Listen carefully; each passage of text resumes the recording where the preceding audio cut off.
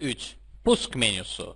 Pusk düyməsi və menüsü, proqramlara girişi, tapşırıqların yerinə yetirilməsi və əməliyyat sisteminin parametrlərini tənzimləmək üçün, eləcə də kompüterdə işi sona çatdırmaq üçün əsas düymə və menü sayılır. Bugünkü dərsimiz bu düymədən necə istifadə edəcəyimiz haqqında olacaq. Belə ki, mausun göstəricisini başla düyməsi üzərində yaxınlaşdırın və sol düyməni bir dəfə basın. Açılan menü baş menü sayılır. Baş menü iki paneldən ibarətdir. Sol və sağ panel. Sol panel sonuncu dəfə istifadə olunan proqramlara girişi təmin edir. Eləcə də bütün proqramların siyahısı məhz bu paneldə verilir. Kompüterə yüklənmiş bütün proqramlara girişi təmin etmək üçün C proqramı sətri seçilir və beləliklə kompüterə yüklənmiş bütün proqramların siyahısı burada təklif olunur.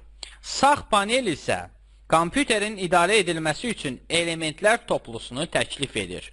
Burada idarəetmə panelinə daxil olmaq, qəsdən susaraq proqramın seçilməsi, avadanlıqların tənzimlənməsi, eləcə də istifadəçi kitabxanasının elementlərinə, yəni musiqiyə, təsvirlərə, sənədlərə girişi təmin edir.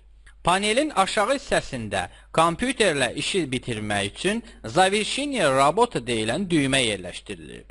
Düymənin sağında kiçik ox işarəsi var. Onun üzərinə mausun sol düyməsini yaxınlaşdırsaq, bu zaman bir menü çıxacaq. Həmin menüdə kompüterlə işi bitirmək üçün müxtəlif sətirlər, eləcə də istifadəçinin dəyişmək üçün sminit pozitiv deyilən sətir yerləşdirilmişdir.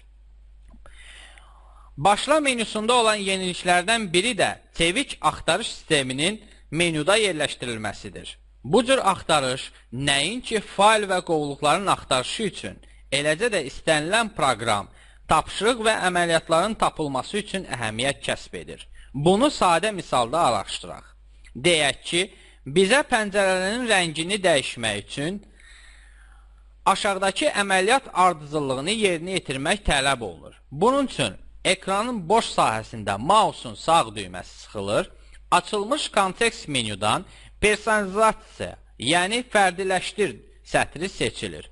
Açılmış eyni adlı pəncərənin aşağı hissəsində Cvet akna deyilən düymə sıxılır və beləliklə pəncərələrin və menyuların rəngini dəyişmək üçün xüsusi əmrlər toplusu təklif olunur.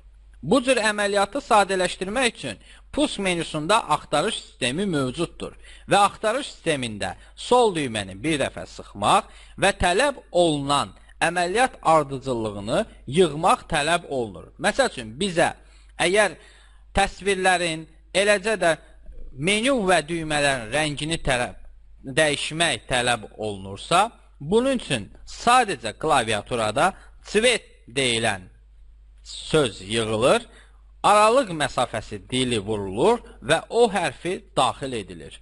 Açılmış siyahıda verilmiş axtarış sisteminə görə nəticələr öz əksini göstərir və həmin siyahıdan İzmenini Cvetov okunного stikla deyilən sətr üzərində sol düyməni vursaq, əvvəldə təkrarladığımız əməliyyata keçid etmək olar. Bu yenilikdən istifadə etməklə vaxta qənaət etmək mümkündür. Sağ olun.